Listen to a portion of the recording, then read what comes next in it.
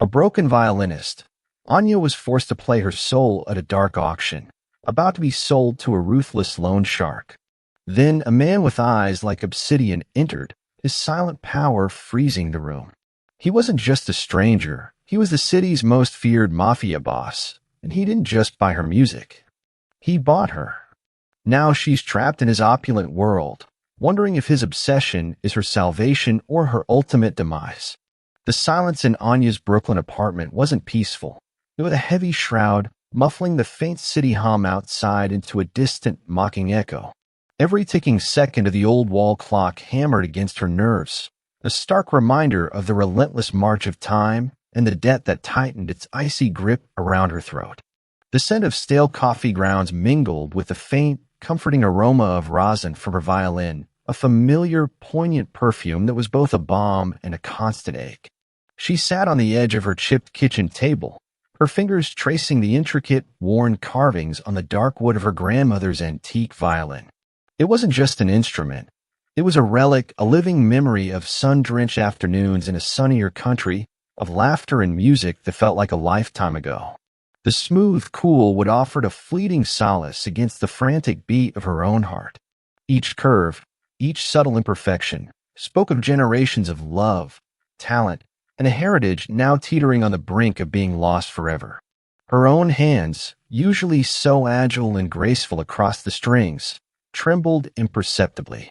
They were stained, not with ink or paint, but with the mundane dirt of a life lived on the fringes, the faint residue of cheap cleaning products for her part-time job, the faint scuffs from hauling grocery bags that weighed more than her weekly earnings. A life that was rapidly unraveling, thread by thread, into an abyss she saw no escape from. Another week, Anya, Elias Thorne's voice, thick with menace, still echoed in her ears from yesterday's phone call. His voice was a physical thing, a slithering presence that coiled around her, suffocating her. Another week, and your little studio won't be yours. Your precious instrument, gone. And then you. The unspoken threat hung heavy in the air, a chilling promise of a fate far worse than homelessness. Anya closed her eyes, trying to block out the image of Thorne, his perfectly tailored suits, his unervingly calm eyes that held the promise of unspeakable cruelty, the way his smile never quite reached them. He was a predator, a vulture circling a dying lamb, and she was the lamb. Her father, bless his gambling-addicted soul, had left her a legacy of ruin, an astronomical debt to Elias Thorne, a man who collected not just money, but souls. She had tried everything. Sold every piece of jewelry, every small sentimental item, worked endless hours, scrimped and saved until her body ached and her spirit felt hollow. But the interest rates, the penalties, the sheer, unapologetic greed of Thorne meant the debt only grew, a monstrous entity feeding on her despair. It was a suffocating, invisible cage, growing tighter with each passing day. Her gaze fell upon a faded photograph tucked under the edge of her small, worn mirror, a young Anya beaming, holding her violin aloft after a successful recital, her parents smiling proudly beside her. The girl in the photo felt like a ghost, a whisper from a life she no longer recognized. Where was that bright-eyed optimism now? Replaced by a constant knot of dread in her stomach, a gnawing anxiety that stole her sleep and poisoned her waking hours. The upcoming auction. The velvet note. Thorne's insidious invitation hadn't been an invitation at all. It was a summons. She was to perform. And her grandmother's violin, her last precious anchor to a decent past, was to be the centerpiece of this macabre show. He hadn't explicitly said he would sell her, but the unspoken implication, the way he described the opportunity for certain patrons to acquire unique talents, had sent a cold dread through her veins. It was the ultimate degradation, the final stripping away of her dignity. She would be an object, a prize, her very essence laid bare for the highest bidder. Anya walked to the window, pulling aside the threadbare curtain. Below, the grimy alleyway reflected the flickering neon glow of a distant sign.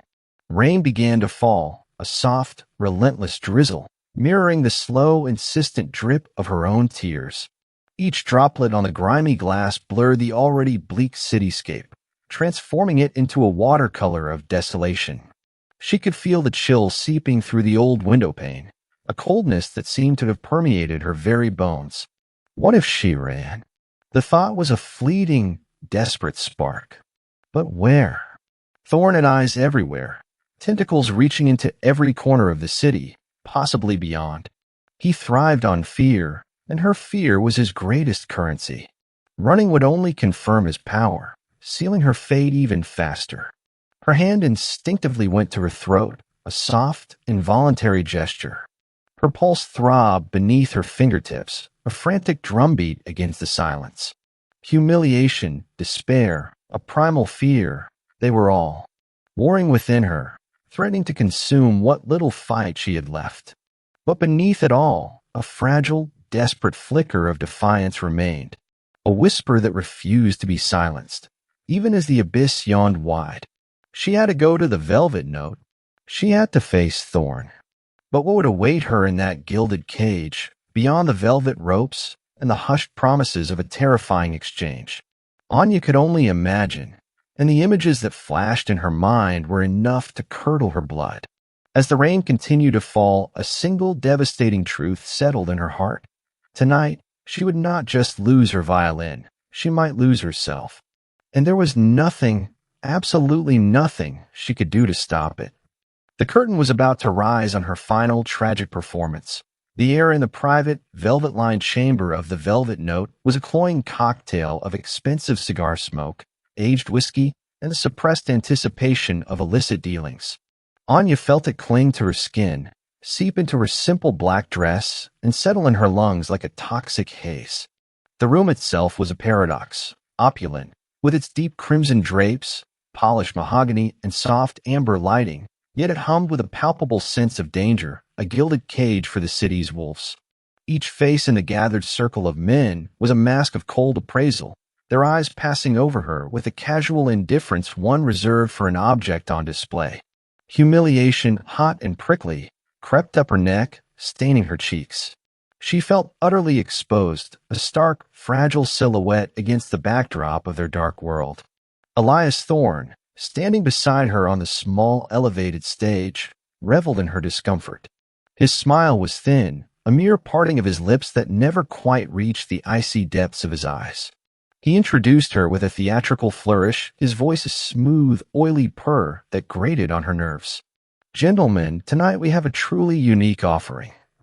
Miss Anya Petrova, a prodigious talent tragically burdened, whose art, I assure you, is as exquisite as it is rare."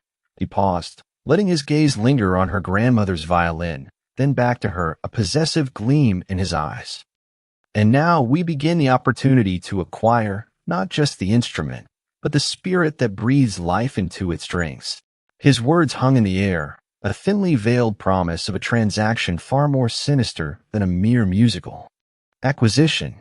Anya's stomach lurched. He was selling her piece by piece. Her fingers, despite their trembling, found their familiar anchor on the neck of her violin. The cool, smooth wood felt alien in this predatory atmosphere. Taking a deep, ragged breath, she raised the bow. The first notes of a haunting, melancholic piece, one her grandmother used to play, pierced the thick silence. It was a lament, a cry for lost beauty, a mournful echo of her own despair. Her fingers danced, imbued with a desperate, defiant passion, pouring out the anguish, the humiliation, the utter fear that gnawed at her soul. The music was raw, fragile, a testament to her broken spirit, yet fiercely alive. For a few moments, the predatory eyes seemed to soften, lost in the pure, unadulterated pain of her melody. She played not for them, but for herself, a desperate prayer. Then the air shifted.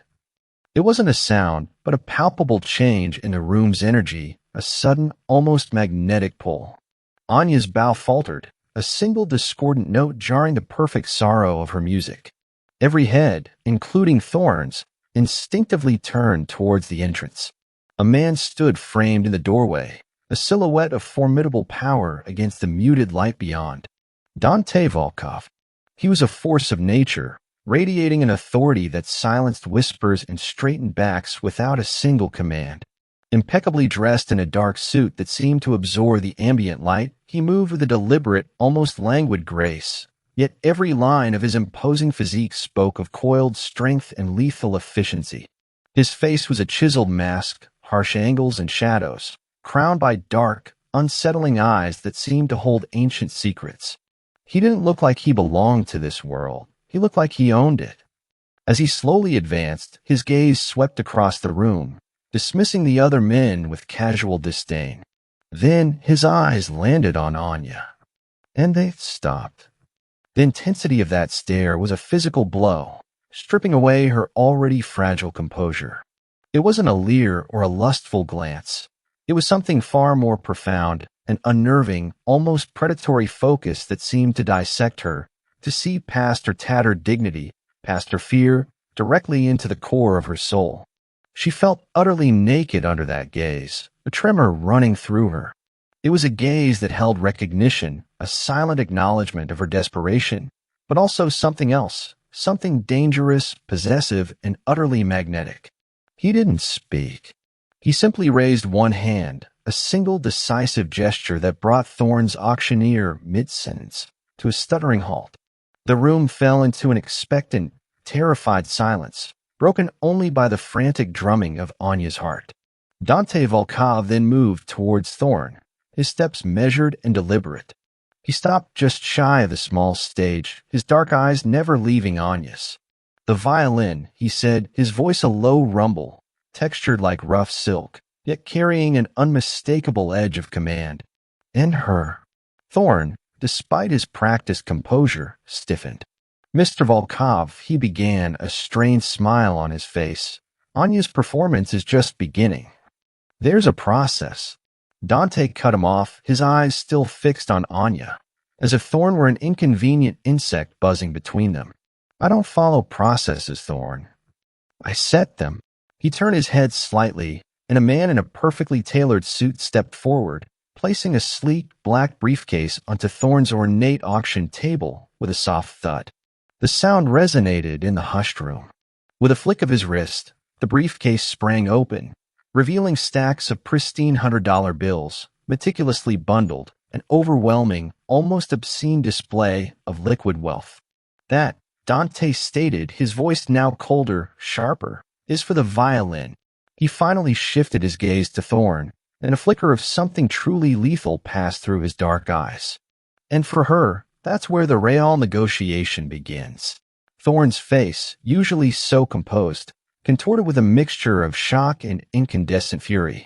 His jaw clenched, a muscle ticking violently in his temple. He had been so sure of his control, so confident in his sadistic game. But Dante Volkov had just bulldozed through his carefully constructed charade, challenging his authority, undermining his power in front of his very clientele. The glittering eyes of the other men in the room watched Thorne, now seeing him as a lesser predator, stripped of his dominance. Anya, caught in the crossfire of their silent war, felt a dizzying blend of terror and a strange, bewildering surge of something akin to hope. Dante's presence was a dangerous fire, but for the first time in months, she saw a potential crack in the wall of her despair.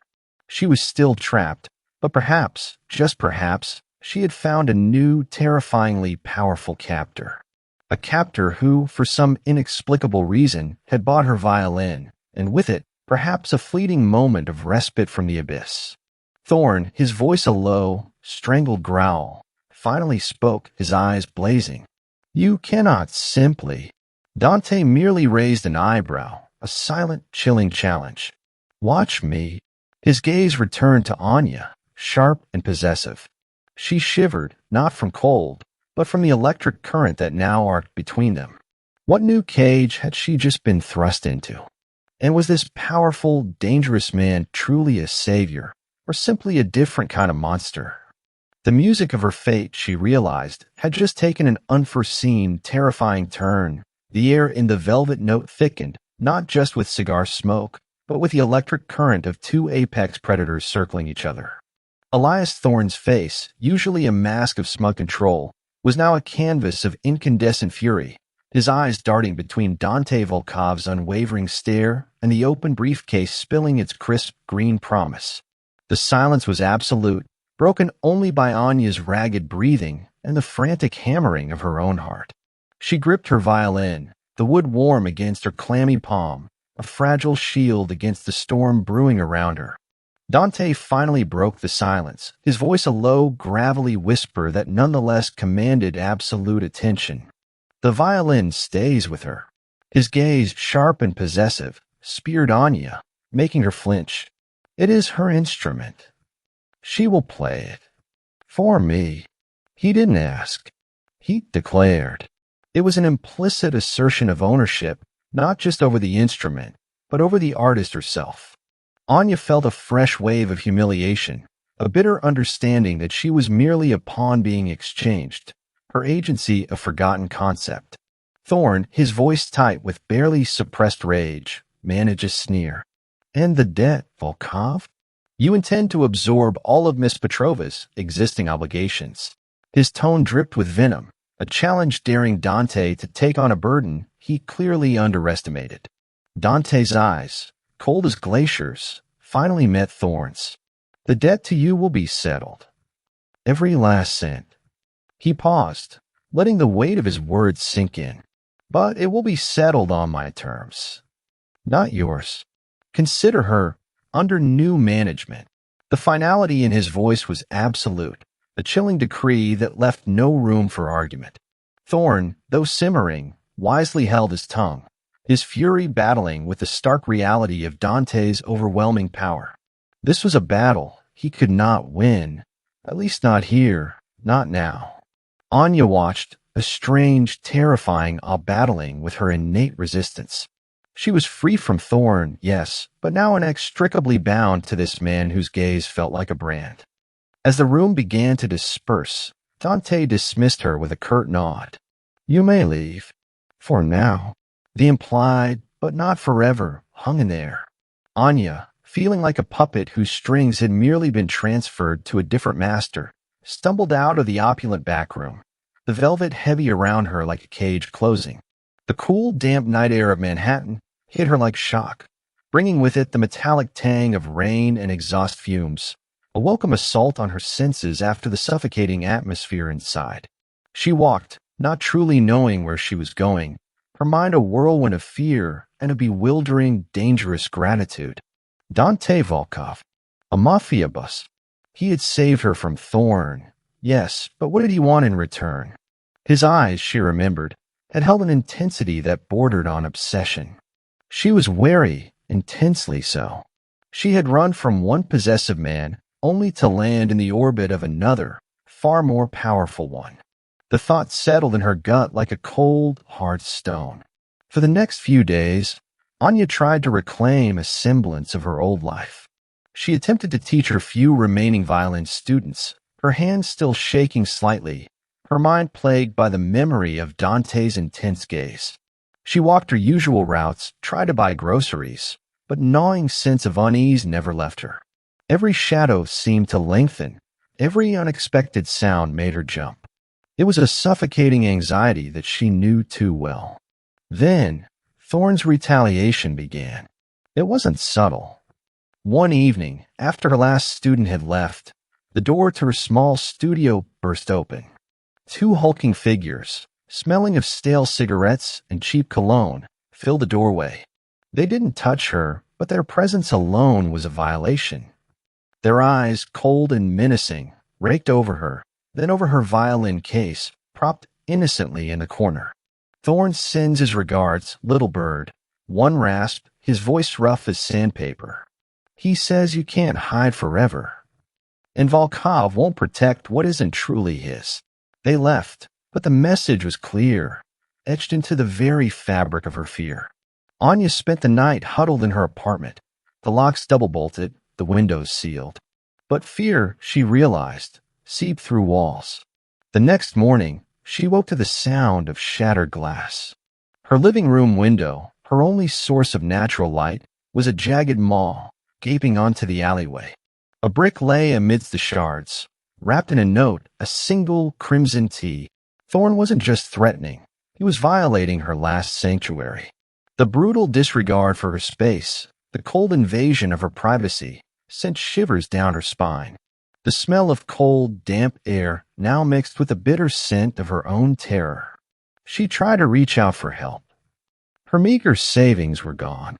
The police, when she called, took a report but did little. Thorne's influence ran deep, his power insidious. There was no legitimate escape. She was truly cornered, a mouse in a labyrinth designed by men who saw her as property. Her independent spirit, once so fierce, was slowly being chipped away by the relentless onslaught of fear. She felt utterly alone, completely exposed. It was then that Dante called. His voice, when it came through the cheap phone speaker, was low, resonant, and utterly devoid of emotion, yet it held an undeniable undercurrent of something that vibrated deep within her. "Thorne is making a nuisance of himself," he stated, not asked. "My offer of sanctuary remains. You play for me. I offer protection." A simple exchange. Anya gripped the phone, her knuckles white. She hated the idea of being owned, of trading one form of servitude for another. The thought chafed, raw and agonizing. But the image of her shattered window, the lingering smell of cold fear in her apartment, the suffocating presence of Thorne's looming threat, it overwhelmed her. She pictured Dante's impassive face, his dangerous eyes. He was a cage, yes, but a gilded, secure one. Thorne's cage was simply brutal, a slow, agonizing death. What would that entail? Her voice was a bare whisper, a concession. "Safety," Dante replied, his tone chillingly calm. "An apartment where the windows don't break. Food, privacy, and the freedom to play your music without fear." He paused, and she could almost feel his piercing gaze through the phone line. "In exchange, you play for me. When I ask, and you remain under my observation. Understand." The words were stark, a clear articulation of her new reality. She was trading her freedom for survival, her fragile independence for a ruthless protector. But what choice did she have? The abyss Thorne offered was far more terrifying than the unknown depths of Dante's world. A flicker of hope, desperate and fragile, ignited within her. Perhaps, just perhaps, within his dangerous orbit, she could find a space to breathe, to simply exist without constant fear. It was a terrifying gamble, a step into an unknown that promised both gilded chains and an ironclad shield. "I understand," she said, the words tasting like ash in her mouth, yet carrying the weight of a monumental decision. A silent, weary surrender. "Good." Dante's voice was clipped, a note of finality in it. "A car will be at your building in an hour. Pack only what you need. And your violin. Leave everything else." The line went dead.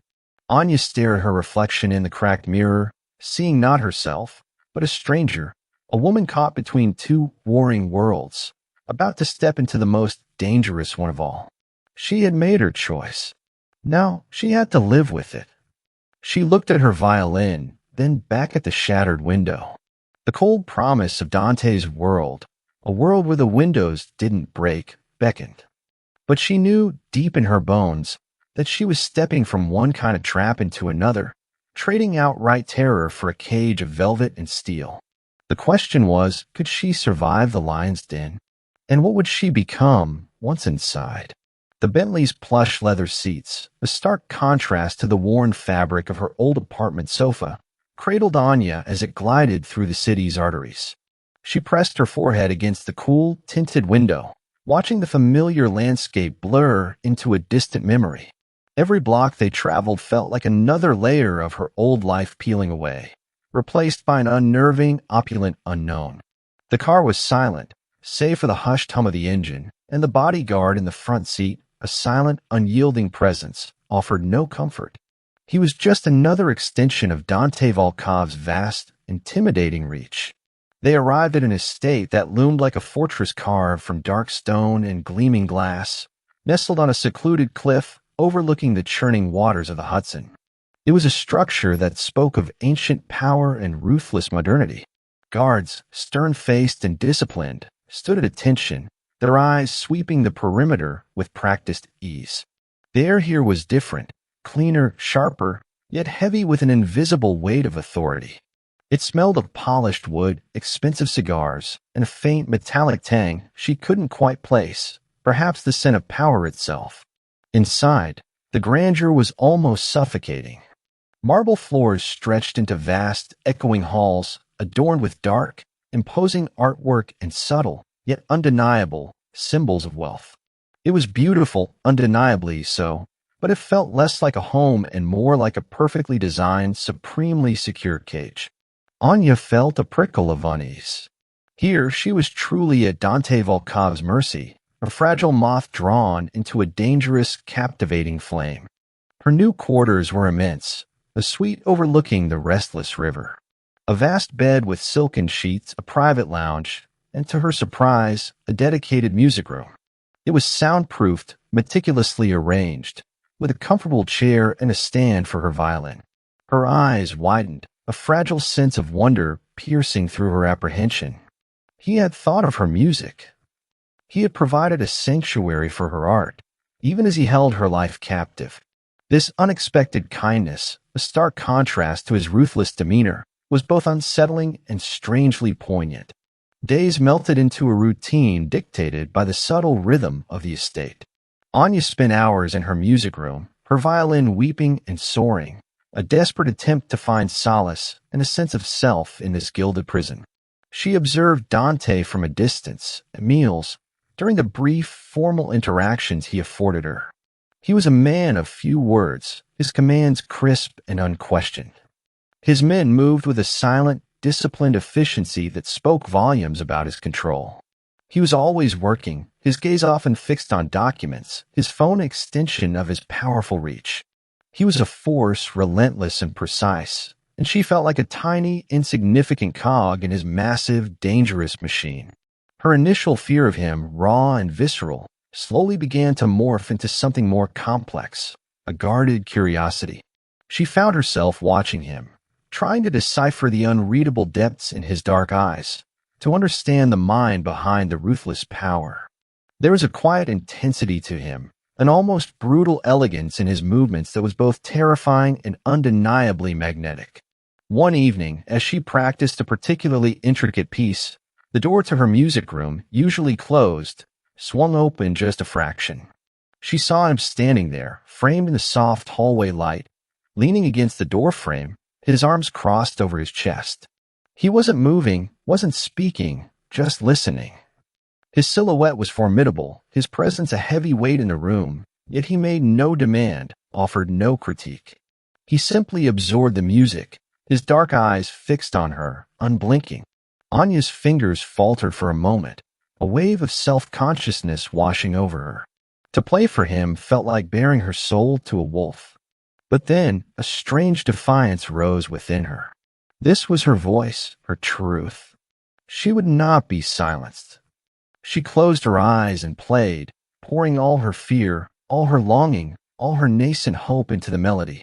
When she finished, the silence was profound, broken only by the faint hum of the mansion. Dante pushed away from the doorframe, his footsteps soft on the thick carpet. He approached, his gaze unwavering. "Beautiful," he said, his voice the low, rough murmur that sent a shiver down her spine. A melody of broken glass and defiant fire. It was a description so apt, so keenly observed, it stunned her. He saw her. Not just the musician, not just the debt-laden girl, but the intricate, fragile strength within. Later that week, a quiet dinner. Just the two of them, in a sprawling dining room that felt too large, too formal. The chef, a quiet man who seemed to anticipate her unspoken preferences, served a light, delicate meal, a stark contrast to the heavy, often greasy food she'd subsisted on. Dante ate with a precise, almost ritualistic grace, his focus absolute. He didn't make small talk, but occasionally his eyes would lift, meeting hers across the vast expanse of the polished mahogany table. "You like the practice room?" he asked, his voice unexpectedly soft, shattering the formal silence. Anya hesitated, then nodded. "It's more than I could have imagined." "Thank you." He simply inclined his head, a subtle acknowledgement. "Your talent should not be stifled or wasted." The possessiveness was back, subtle but unmistakable. He didn't just want her safe. He wanted her preserved, cultivated, for his enjoyment, for his world. It was a dangerous harmony, this blend of liberation and ownership. And for the first time, Anya found herself not entirely recoiling from it. There was a strange comfort in the absolute certainty of his gaze, in the quiet, undeniable promise of his protection. He wasn't just a shield. He was an anchor, however heavy. As the days turned into weeks, Anya found herself less afraid of him and more intrigued. She saw the quiet intelligence in his eyes, the swift, decisive way he handled business, the unwavering loyalty he commanded from his men. He was a man built of contradictions, ruthless power veiled by a brooding silence, cold eyes that softened almost imperceptibly when she played. She still felt trapped, but the cage, she realized, was made of velvet, not rusty iron. And the lion within it, while dangerous, was watching over her with an intensity that promised not just control, but a strange, undeniable devotion. A devotion that was slowly, terrifyingly, beginning to feel less like a threat and more like a dark, forbidden promise. But the world outside Dante's walls was still a dangerous place, and Anya knew, deep in her gut, that Thorn was not a man to forget. The quiet, fragile peace she had found here felt like the calm before another, even greater storm. She looked out at the churning river, its dark waters mirroring the unsettled questions in her soul. How long would this fragile truce last? And what would happen when Thorn inevitably sought his revenge? The invitation had come a week prior, a discreet card delivered by one of Dante's silent attendants. A small, private gala at a restored art gallery in Soho, celebrating a renowned contemporary artist. Dante had merely stated, his voice devoid of inflection, "You will attend, and you will play." Anya had bristled at the command, the familiar feeling of being a prized possession rising within her, but the unspoken alternative, Thorn, had quickly quelled her defiance. This was a public appearance, a test, perhaps, or more likely, a subtle display of Dante's newfound acquisition. As the date approached, a knot of icy dread tightened in Anya's stomach. She chose a simple, elegant gown, black like her violin case, hoping to blend into the sophisticated background. The scent of fear, she imagined, clung to her like a cheap perfume, no matter how much she tried to mask it. Dante had provided a new violin, a masterfully crafted instrument that sang beneath her touch, yet she still felt naked without her grandmother's antique, which she kept locked away for safety. The weight of a different kind of freedom, one bought and paid for, pressed down on her. The gallery buzzed with a rarefied energy, the murmur of educated voices, the clinking of champagne flutes, the soft strains of a string quartet in the distance. Anya was led to a secluded alcove, set up with a discreet stage. Dante, a dark, commanding presence, stood nearby, his eyes sweeping the room with an almost imperceptible vigilance. His presence was a constant, low thrum of power, a dangerous hum beneath the polite facade of the evening. She noticed how people subtly shifted around him, a ripple of respect and fear following his every move. When it was her turn, the gallery director introduced her with an effusive, almost breathless tone. Anya stepped onto the small stage, the single spotlight blinding her for a moment. Her heart hammered against her ribs, a frantic, desperate rhythm. This was her first public performance under Dante's protection, and she could feel the weight of his gaze, physical sensation, even from across the room. She raised her new violin, its polished surface cool against her cheek, and began to play. It was a piece full of yearning, a bridge between despair and a fragile, nascent hope. The notes soared, pure and clear, filling the vaulted space, silencing the gentle chatter of the patrons. She poured every ounce of her vulnerability, her resilience, and her simmering defiance into the music. For a few moments, she was lost, transported to a place where debts, mob bosses, and veiled threats ceased to exist. Then a sudden jarring clang. It wasn't part of the music. Anya's eyes flew open, her bow hand faltering.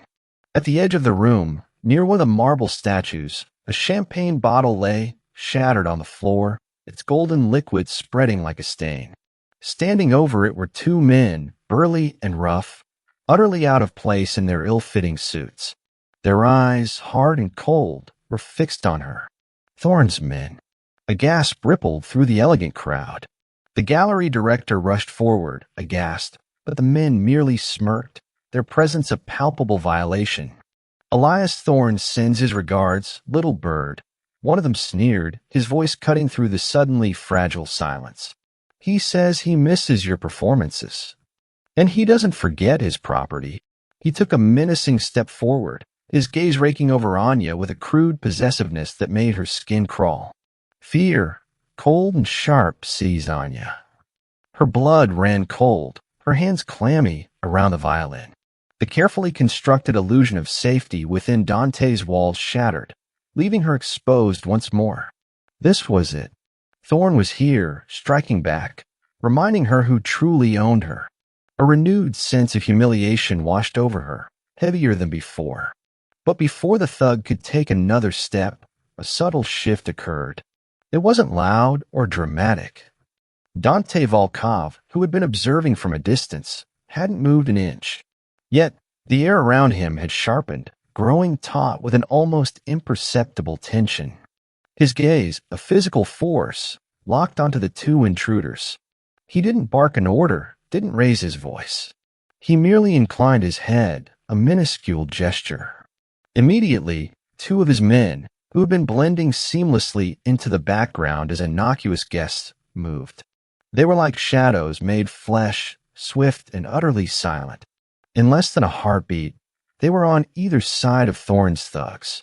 There was no theatrical struggle, no loud shouts, just a sudden, brutal efficiency. One of Dante's men grabbed the first thug by the arm, twisting it with a sickening crack that was barely audible over the sudden, nervous murmuring of the crowd. The thug's face contorted in pain, his swagger evaporating instantly. The other was met with a swift, precisely aimed punch to the gut that doubled him over, winded and helpless. It was clinical, brutal, fast, done before anyone could truly react. The two men were then silently, almost invisibly, ushered out of the gallery through a side door, their muffled grunts the only indication of their defeat. The entire incident had lasted mere seconds, a brutal ballet of controlled violence. The gallery director, pale and trembling, stammered apologies, while the guests, shocked but quickly regaining their composure, attempted to resume their conversations, albeit with a new, uneasy awareness. Dante, impassive, walked towards the shattered champagne bottle. He bent down, picked up a single shard of glass, and turned it in his fingers. His dark eyes, colder and more dangerous than Anya had ever seen them, flicked to the retreating figures of his men, then back to the now silent room. He then looked directly at Anya, a silent message passing between them. He had protected her. He had shown her the ruthlessness of his world. And he had sent a chilling, unmistakable message to Thorne. Anya, still trembling, slowly lowered her violin. All cold and sharp, mixed with profound relief, washed over her. He had done it. He had protected her without a single word, without drawing unnecessary attention, yet with absolute, terrifying authority. The incident had been brief, but its impact on her was seismic. It solidified a terrifying truth. In Dante's world, protection was absolute, and dissent was met with swift, uncompromising force. He was a dangerous man, but he was her dangerous man. Later, as the car sped back towards the estate, the silence between them was heavy, yet different. Anya glanced at Dante. His profile, etched against the passing city lights, was unreadable. You didn't have to do that," she murmured, her voice still a little shaky. He didn't turn his head. Thorne needed a reminder. His voice was low, flat. "You are under my protection." He forgot. The possessiveness was back, strong and undeniable, but now it felt less like a threat and more like a shelter. A very dangerous shelter, but a shelter nonetheless.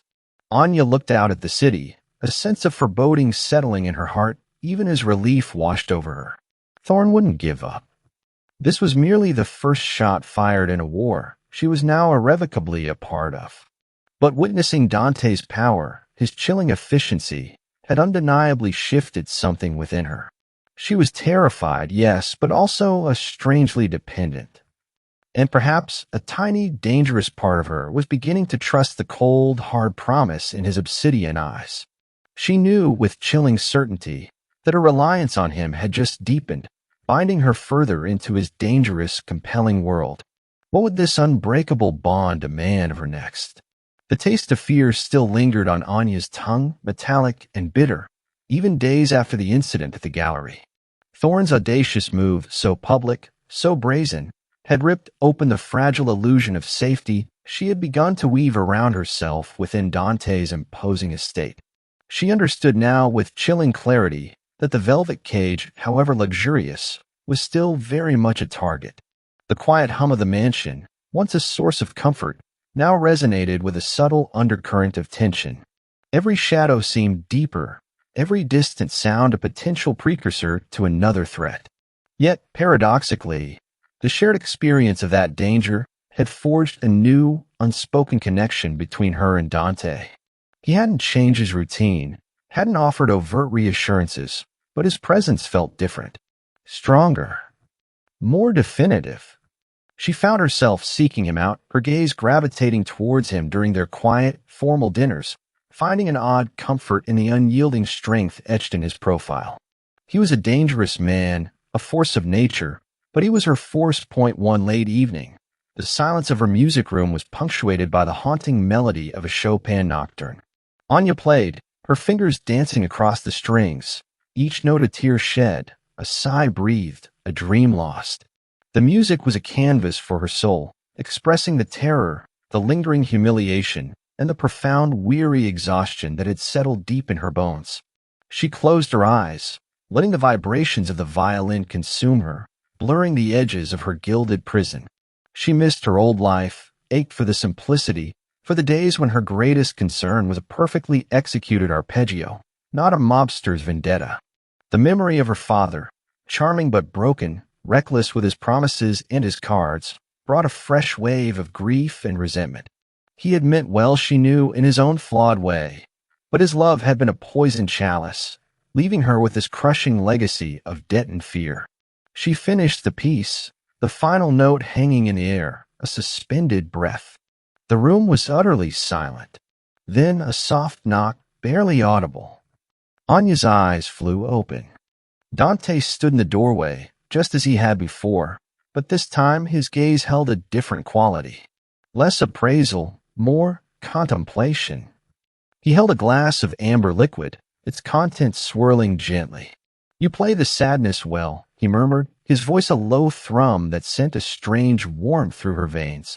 He walked in, closing the door behind him with a soft click that made the room feel suddenly, intensely private. He settled into the velvet armchair she usually reserved for silent contemplation, an imposing figure of shadows and stark lines. The subtle scent of cedarwood and something indefinably dangerous, his signature cologne, filled the air. Anya hesitated, then found her voice. "It's all I have left to play." The sadness. She lowered her violin, her gaze fixed on her trembling hands. "My father, he loved music and gambling. He had a gift for both, a passion for life. But he was also broken." She swallowed, the words suddenly tumbling out, raw and unbidden. "He left me nothing but debt. And this." She gestured vaguely around the opulent room, a bitter laugh escaping her lips. "This gilded cage." Dante was silent, his dark eyes unwavering on her. He didn't interrupt, didn't offer platitudes. He simply listened, a rare, profound stillness about him. The quiet understanding in his gaze was disarming, almost unsettling. She felt an urge, dangerous and exhilarating, to truly unburden herself. "I dreamt of concert halls," she continued, her voice growing stronger, fueled by a mixture of old pain and new courage.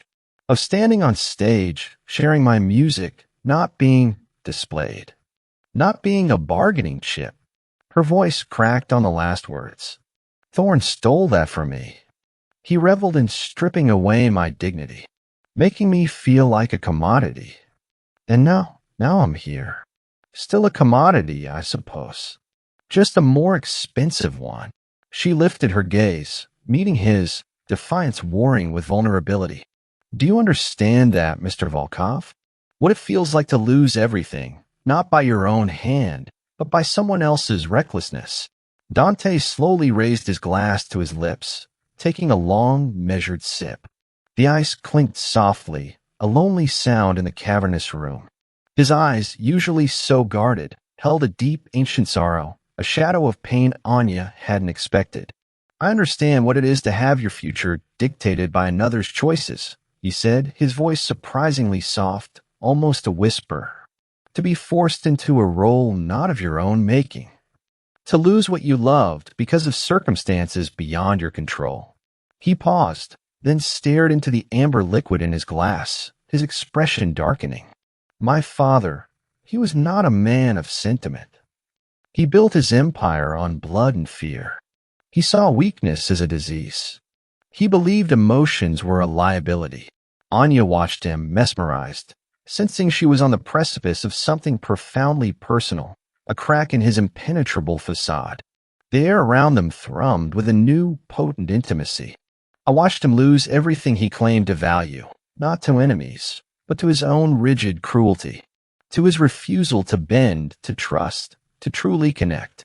He finally looked up, his gaze meeting hers, a raw vulnerability in their depths she never thought possible. He groomed me for this life, this darkness.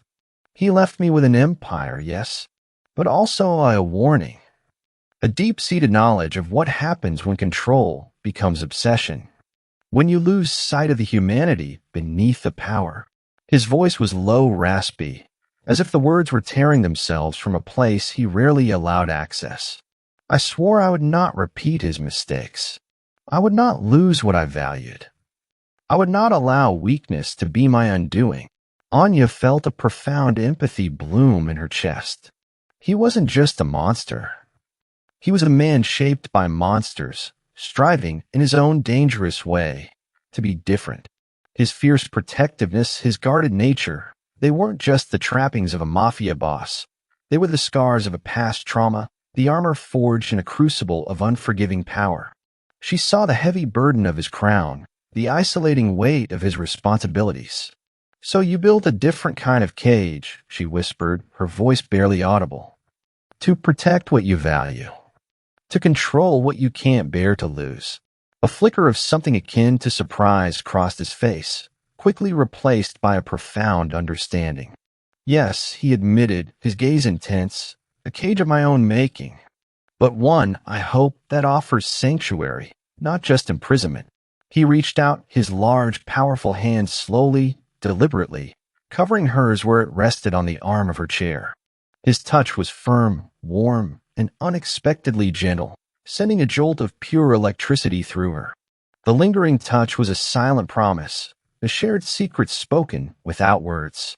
You are not a commodity, Anya, he said, his voice a low, gravelly vow, his thumb stroking the back of her hand with an almost tender motion. You are a melody, one I intend to protect at all costs. Her breath hitched. In that moment, surrounded by the opulent silence, the scent of cedarwood and the raw honesty of their confessions, Anya realized their connection transcended the mere circumstances that had bound them. It was a dangerous, forbidden intimacy, a fragile bridge built over an abyss of shadows and secrets. She saw not just the powerful mafia boss, but the wounded man beneath, and felt a dangerous pull towards his darkness, a fierce desire to trust the unspoken promise in his eyes. He had bought her, protected her, and now he had revealed a piece of his guarded soul. And in doing so, he had unlocked something equally guarded within her. But as their hands remained entwined, the fragile intimacy of the moment was starkly contrasted by the lurking threat of the world outside. Thorn was still out there, seething, waiting. Their shared vulnerability, their deepening bond, only made them a bigger target. Anya knew with a chilling certainty that this newfound closeness was as dangerous as it was captivating, a beacon in the storm that would inevitably draw every predator to their door. And next time, the warning shot might be aimed not just at her, but the very heart of their fragile, blossoming connection, the fragile peace that had settled between Anya and Dante A delicate melody woven from shared vulnerability began to fray at the edges. Thorn, like a viper in the grass, had been watching. Marco's reports, delivered with grim frequency, indicated a heightened, almost obsessive surveillance from Thorn's dwindling but still dangerous network. "He's looking for a weakness, boss," Marco had stated, his eyes flicking subtly towards Anya's retreating figure one afternoon. "And he knows where to find it." Dante had merely clenched his jaw, his gaze hardening into obsidian. He believed he had shielded Anya completely, every perimeter secured, every vulnerability accounted for. He had underestimated the insidious reach of a man consumed by personal vendetta. Anya, meanwhile, carried a quiet, constant ache for her grandmother, who resided in a modest nursing home across town. Dante had ensured her grandmother's safety, discreetly arranging for enhanced care and protection, but Anya missed the simple comfort of her presence. It was a secret pocket of softness in her hardened heart, a reminder of pure, unconditional love from a life that felt distant and irretrievable. She visited when Dante allowed, always under heavy guard, brief, bittersweet encounters. The trump card arrived not as a dramatic explosion, but as a chillingly mundane letter, slipped somehow past Dante's meticulous security. It bore no return address, no sender's name, just a frantic scrawl addressed to Miss Petrova. The paper felt rough and cheap in her hands, a stark contrast to the luxurious stationery of Dante's world. Her heart began to pound even before she broke the seal, a premonition of dread tightening her chest. Inside, the typed words seemed to claw at her soul. "Your grandmother. Crisis. Urgent. St. Jude's Clinic, 3rd floor east. Immediately. Alone. No one else. Your only chance to say goodbye." It was unsigned, but the underlying threat, the specific instruction of alone, screamed Thorn. St. Jude's was a small, obscure clinic she'd never heard of, not her grandmother's usual hospital. It was undoubtedly a trap. Panic, cold and visceral, seized Anya. Her hands trembled, the paper rustling like dry leaves. She knew Dante's rules. Never leave the estate without his express permission and without an escort. He had instilled in her the brutal reality of their world. But the words, "your only chance to say goodbye," hammered at her. Guilt, sharp and agonizing, twisted her stomach. Had she been selfish, caught up in her own survival, neglecting the one person who truly needed her? The thought of her frail, sweet grandmother alone, suffering, perhaps dying, while Anya sat in gilded luxury, was unbearable. It exploited the deepest, most vulnerable part of her desperate need to protect the last innocent tether to her past. She crumpled the letter in her fist, her mind racing. Tell Dante? He would forbid her. He would send his men, investigate, and likely expose her grandmother to Thorn's wrath even further. Her grandmother was her soft spot, the chink in her armor. She couldn't risk her. Her father's recklessness had led her here. Her own loyalty, her own love, would not condemn her grandmother. A desperate, foolish bravery, born of terror, began to fester. She had to go. Alone. She waited. Dante was engrossed in a high-stakes, multi-hour meeting in his command center, a fortress within a fortress. She knew the shift changes, the subtle lulls in security. Driven by a desperate, reckless impulse, she found a discreet back-entrance, one rarely used, that led to the service road. The night was cold, a biting wind whipping through the sparse trees, carrying the scent of damp earth and distant city lights. She pulled her thin coat tighter, the chill seeping into her bones, but her adrenaline burned hot, overriding the cold. Her heart hammered against her ribs, a frantic, frantic drum.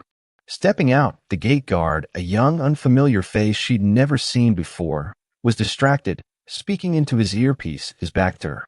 A rare, almost impossible lapse. Thorn truly was insidious. Anya moved like a ghost, her soft-soled shoes making no sound on the gravel. She hailed a battered, anonymous taxi she'd seen lurking on the perimeter road earlier, her hand shaking as she gave the address of Street Jude's. The driver, his face shadowed, nodded, and the car sped off, pulling her further and further away from Dante's protection into the dark, unknown labyrinth of the city. The clinic was not what she expected.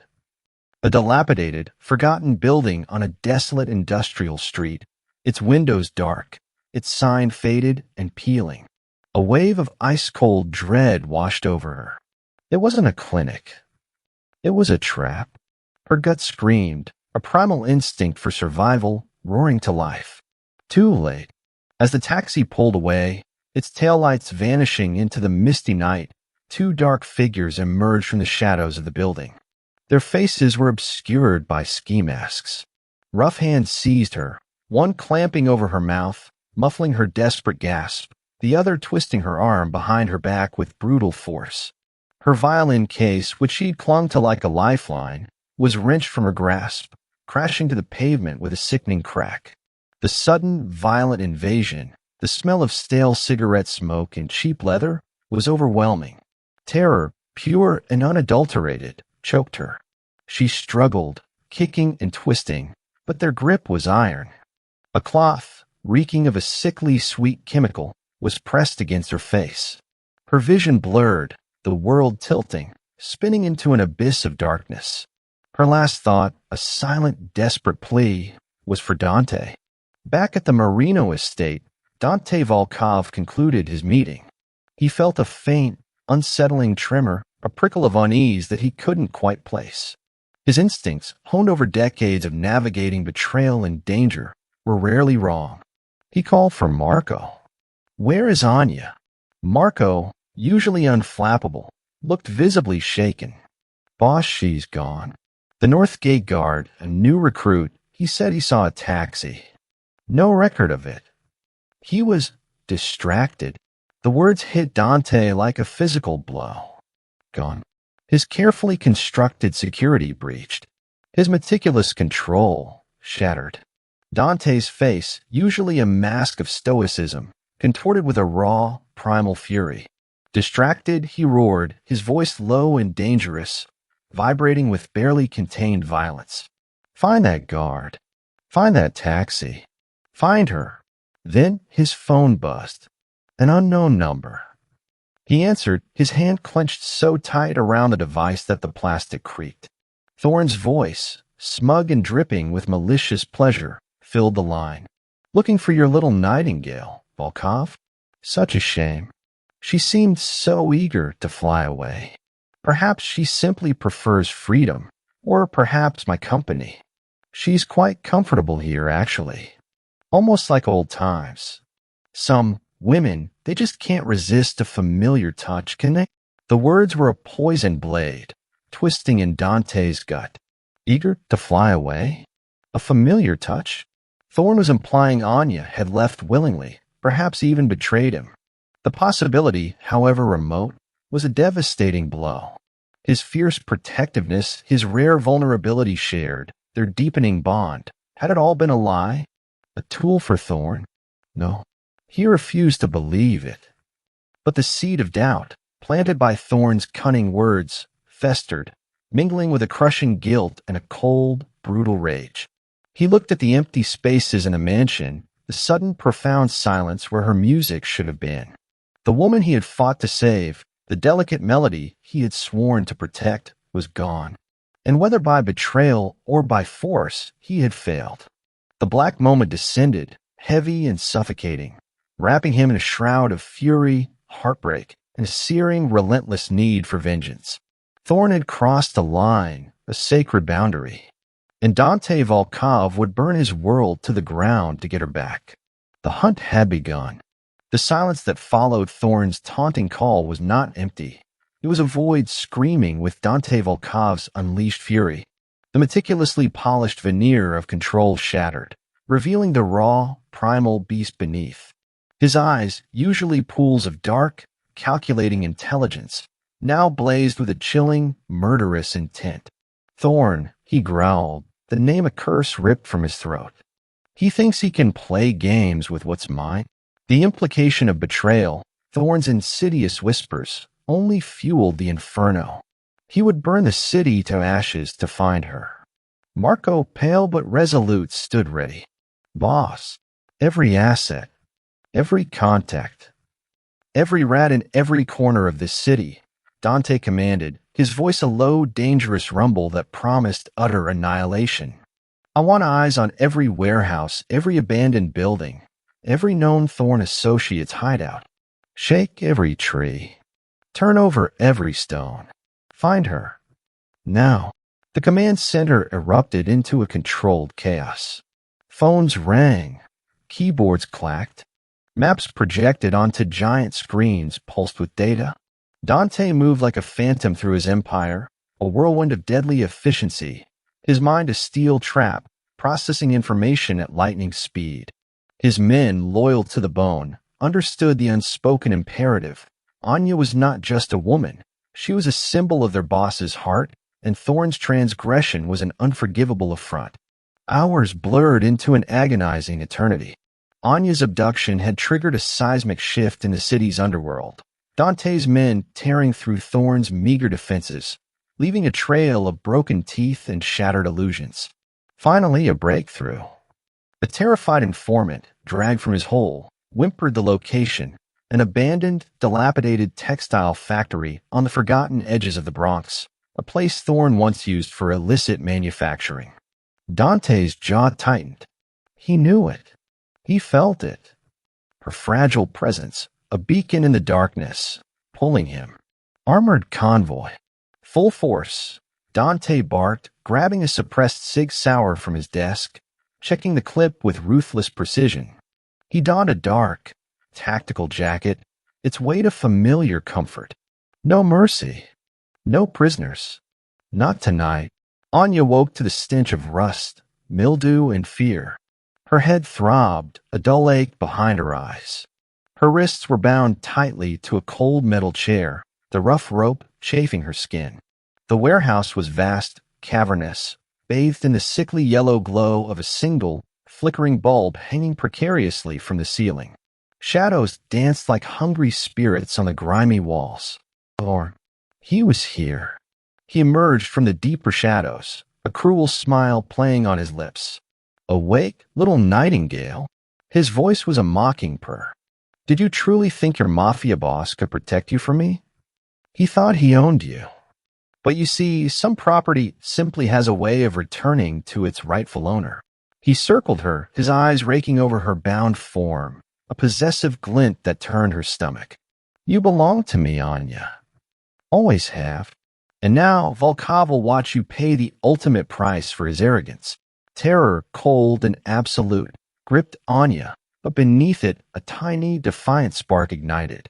She wasn't the trembling girl from The Velvet Note anymore. She had seen Dante's ruthlessness, felt his protection, and glimpsed his hidden pain. She would not break. Not for Thorn. Not now. She tested her ropes, her wrists raw, but her resolve hardening. She scanned the cavernous room, searching for any weakness, any potential escape. Suddenly, a distant rumble. A low-to-age growl that vibrated through the concrete floor. Thorn paused, his cruel smile faltering slightly. The rumble grew louder, closer, transforming into the distinct roar of heavy vehicles, then the shattering crescendo of gunfire. The entire warehouse seemed to tremble. What in hell? Thorn began, his face contorting in confusion, before the massive rusted metal doors at the far end of the factory exploded inward with a deafening blast. Light, blinding and fierce, poured into the cavern, momentarily silhouetting a figure. Dante Volkov. He stood framed in the dust and smoke, a literal dark angel of vengeance. His eyes, fixed on Anya, burned with a terrifying, singular intensity. He was not merely storming a hideout. He was unleashing a symphony of fury. Volkov. Thorn shrieked, his composure crumbling, fear finally etching itself onto his face. You dare come here? Dante didn't answer. He simply raised his weapon, and the first shot, sharp and precise, rang out, dropping Thorn's nearest guard with brutal efficiency. Then hell broke loose. His men poured in behind him, a wave of disciplined, armed shadows, moving with terrifying synchronicity. The factory erupted into a cacophony of gunfire, shouts, and the shattering of glass. Anya watched, mesmerized and terrified as Dante moved through the chaos. He was a force of pure, unadulterated power, a predator unleashed. Each movement was calculated, lethal. He shot, moved, reloaded, his eyes constantly scanning, his only goal clear, Anya. Anya, her heart pounding, felt a surge of adrenaline. This was it. This was the moment. She renewed her struggle against the ropes, gritting her teeth against the pain, remembering Dante's words, "You are a melody, one I intend to protect." She found a sharp, broken piece of metal from a nearby discarded machine, cleverly concealed in the shadow of her chair. With desperate, trembling fingers, she began to saw at the thick hemp. Thorn, now a terrified, cornered rat, grabbed a pistol from a fallen guard. He fired wildly, desperation replacing his earlier bravado. One of his shots went wide, striking a stack of old fabric, sending dust and threads into the air. Through the choking haze, Dante surged forward, cutting down Thorn's remaining guards with chilling precision. His path was a straight, unyielding line to Anya. Finally, he reached her. His eyes, burning with a mix of relief and barely contained rage, swept over her, taking in her bruised wrists, her terrified eyes. "Anya," he growled, his voice rough with emotion, his hand moving swiftly to cut her bonds. Just as her hands were free, Thorn, seeing his final opportunity, lunged. He raised his pistol, aiming not at Dante, but at Anya. "If I can't have her, Volkov," he screamed, "neither can you." Time seemed to slow. Anya saw the flash of the gun, heard Thorn's demented cry. Her newfound resilience, honed by weeks in Dante's dangerous world, surged. Before Dante could fully react, before he could spin and block, Anya acted. She grabbed the discarded piece of metal she'd been using to cut her ropes.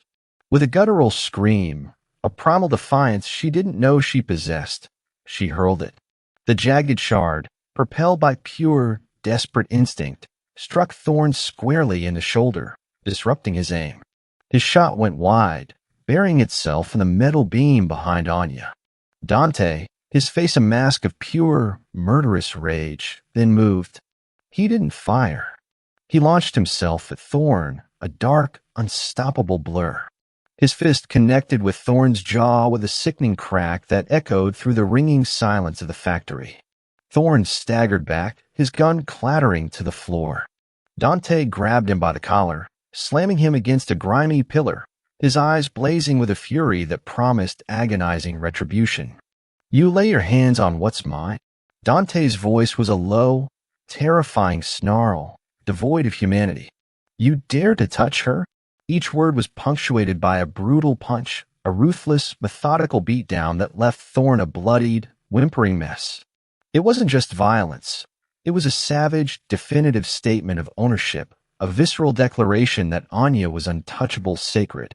Dante pummeled him, not merely to defeat, but to utterly obliterate, to erase Thorn's very existence from Anya's life. When he finally stepped back, Thorn lay crumpled at the base of the pillar, a broken, barely breathing heap.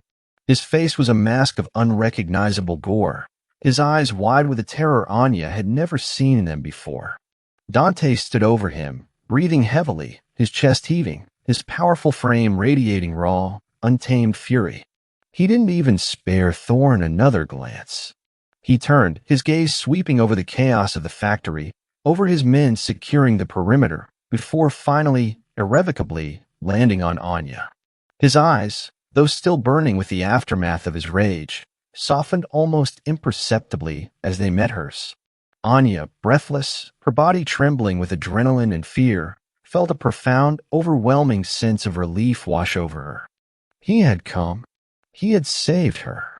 She had never seen such brutal, terrifying power, yet in that moment she felt utterly, completely safe.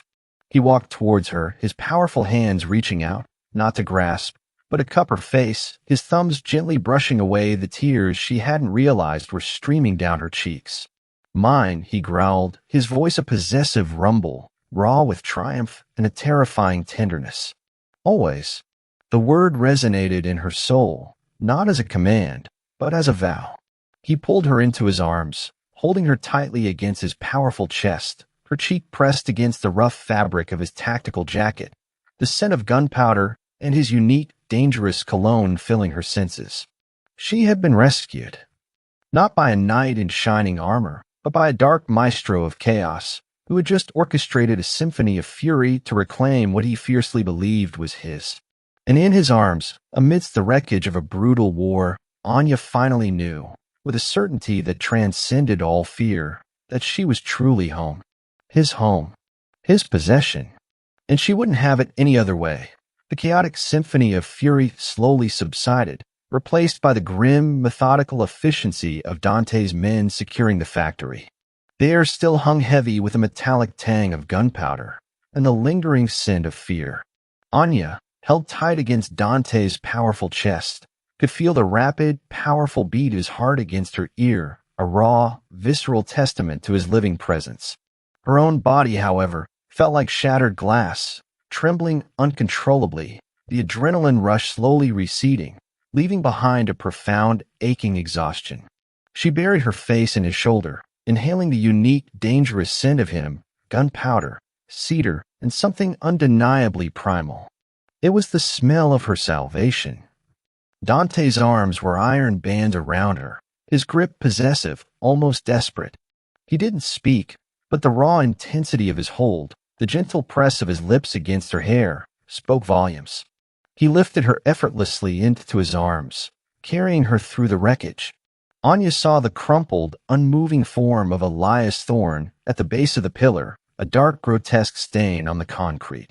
Thorne was barely conscious, groaning faintly, his face a bloodied, unrecognizable mess. His eyes, though swollen, still held a flicker of hateful defiance as Dante passed. Dante merely paused, his gaze, cold and unwavering, boring into Thorne's. "You will regret this day, Thorne," he said, his voice a low, chilling promise, devoid of any mercy. "You will regret every moment you breathe the same air as her." He then turned to Marco, who approached, his face grim. "He's yours. Make sure he remembers what happens when you touch what's mine. Make sure his memory outlives him for every second of his miserable existence." The implication was clear. Thorne's punishment will be far more agonizing than a swift death, a slow, torturous unraveling designed to break his spirit long before his body. Anya, nestled against Dante, felt a shiver, a chilling understanding of the dark justice that governed his world. Yet deep within her, a strange, dark satisfaction bloomed. Thorne deserved every ounce of suffering. The journey back to the estate was a blur. Anya was vaguely aware of the armored SUV, the silent men, the speed. All she truly registered was the warmth of Dante's body, the steady rhythm of his breathing, the undeniable reality that she was safe. Once at the estate, she was immediately taken to a lavish, private infirmary within the mansion. The doctor, a discreet man with kind eyes, assessed her. Her wrists were raw and chafed, a few bruises blooming on her arms and legs from her struggle, but thankfully, nothing serious. The emotional wounds, however, ran far deeper. Dante remained by her side, a silent, watchful sentinel.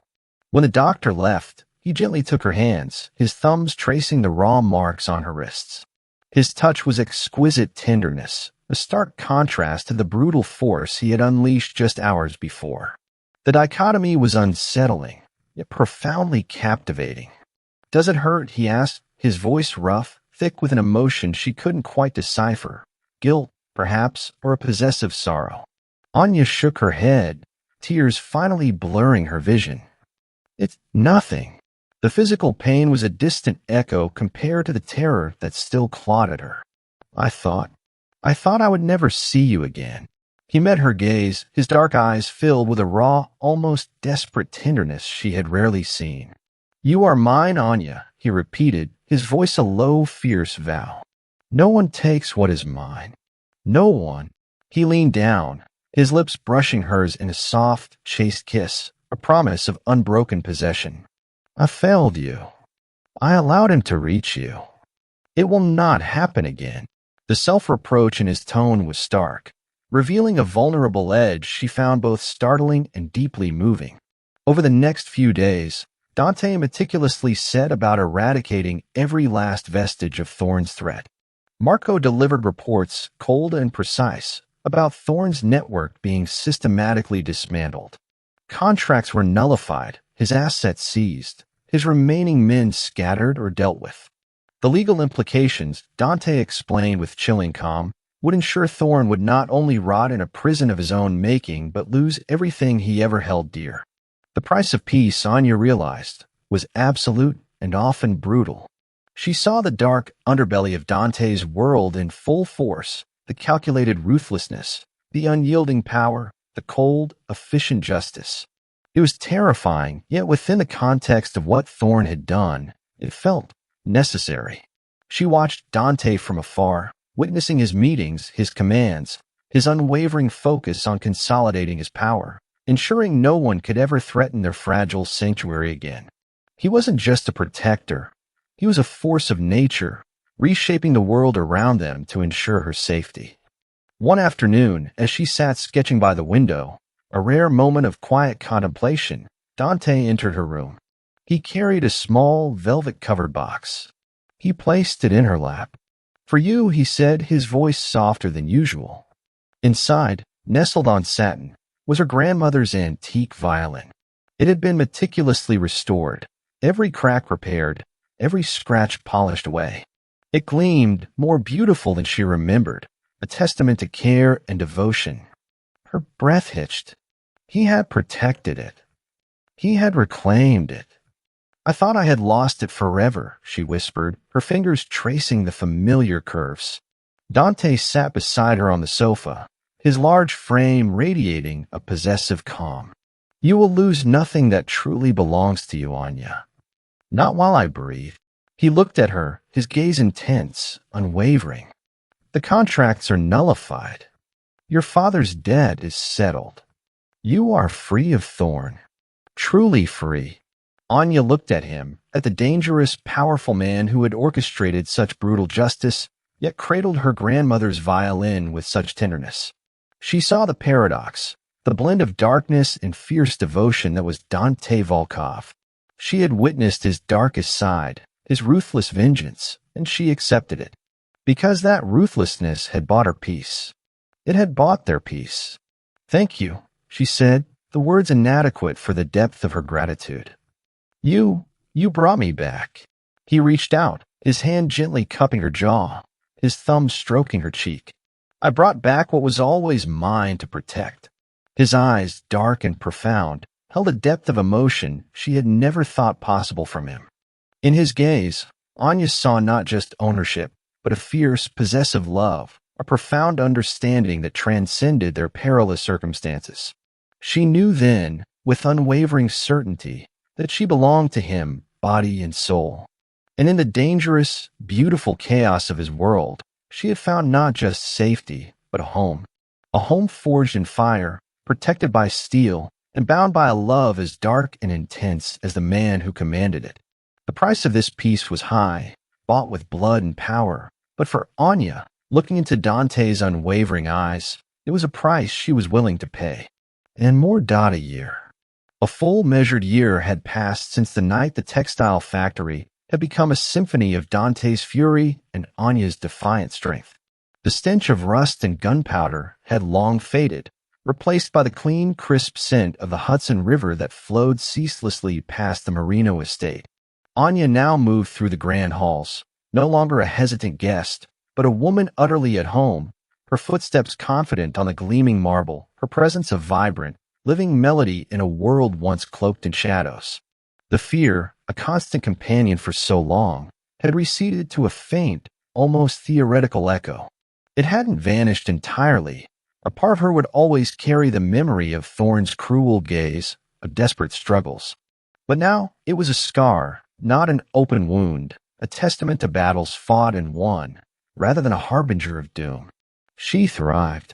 Her music, once a lament, had transformed into an overture of joy, passion, and an undeniable peace. She still taught, discreetly, at a small private academy Dante had funded for underprivileged talents, her heart full, her spirit soaring. He had gifted her not just safety, but the freedom to reclaim her art, to nurture others, something she believed forever lost. Their life together at the estate was a delicate, dangerous harmony. Dante's world remained ruthless, a silent, powerful empire that commanded respect and fear. He was still the Don, his decisions swift, his authority absolute. Anya saw it, understood it, and in a way, accepted it as the necessary foundation of their peace.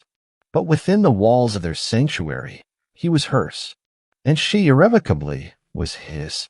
Their moments of domesticity were quiet, steeped in a profound intimacy.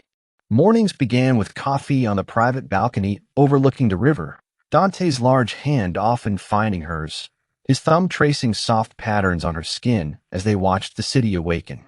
He would read, his intense focus shifting from cryptic documents to the classic literature she often left open beside him. He wasn't a man of frivolous words, but his gestures spoke volumes. The way he ensured her favorite tea was always brewed, the small antique music boxes he sometimes left on her pillow, their delicate melodies a stark contrast to his own brooding power.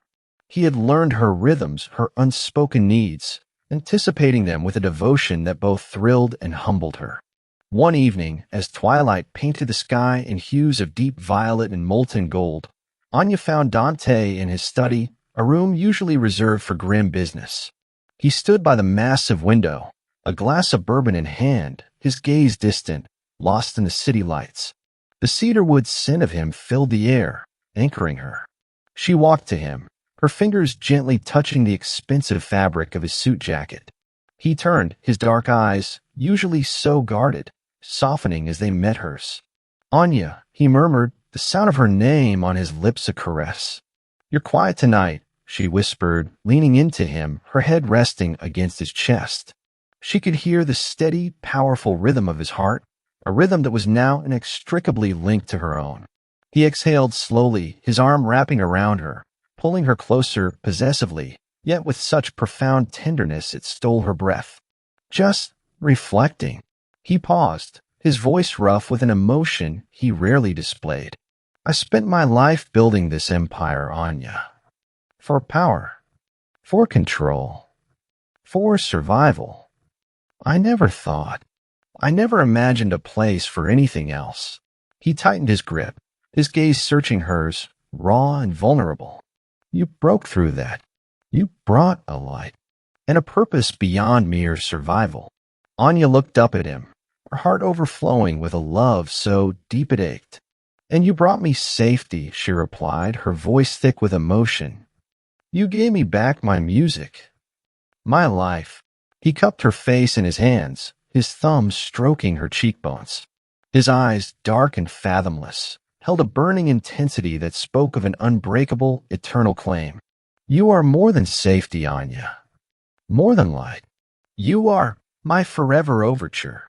His gaze locked with hers, deep, unwavering, and utterly absolute. "You are mine, in every breath, in every beat of my heart, and I am yours, always. My life, my world, everything I have built, it is all for us, for our peace, for our future." It wasn't a proposal in the traditional sense. It was a declaration, a vow etched in the very fabric of his powerful being, born from the crucible of their shared trauma and the dangerous, undeniable love that had blossomed between them. It was a promise of an unbreakable bond, a partnership forged in fire and secured by his unwavering devotion. Anya's eyes welled with tears, not of sadness, but of overwhelming joy, a profound sense of belonging that resonated deep within her soul. "Always," she whispered back, pressing her lips to his, a kiss filled with all the gratitude, all the passion, all the unwavering faith she felt for this dangerous, magnificent man. Later that night, in her music room, the soft lamplight cast a warm glow. Dante sat in his usual armchair, a glass of bourbon untouched beside him, his gaze fixed solely on her. Anya raised her grandmother's restored violin to her chin. The wood felt alive beneath her fingers, infused with a new history, a new song. She closed her eyes and began to play. The music flowed from her, rich and vibrant, a melody of profound joy and defiant peace. It was intricate, layered, reflecting the complexities of their love, the dark undertones of his power, the bright, soaring notes of her reclaimed spirit, the interwoven harmonies of their souls. There was no sadness now, only a raw, exultant passion, a testament to the life they had built from the ashes of her past. Each note was a declaration, a promise, a celebration of their unique, unbreakable bond. She played for him, for their peace, for the dangerous love that had saved her, truly saved her, and finally brought her home. In the heart of his empire, in the embrace of his dangerous love, Anya had found her forever overture, a melody strong enough to conquer any shadow. Isn't it true that sometimes the most exquisite melodies are born from the deepest pain? Anya's journey reminds us that even when the world tries to brand you, to reduce you to a debt or a possession, your inherent light, your true worth, can never be extinguished. Her Mafia boss didn't just save her from a lone shark. He saw past her scars to the symphony within, offering a fierce, unwavering love that healed her broken spirit. Your past doesn't define your future. You are worthy of that kind of fierce protection, of a love that cherishes your strength through your vulnerabilities. If this story resonated, join our family of believers. Like this video, subscribe, and tell us in the comments, "My worth is my melody."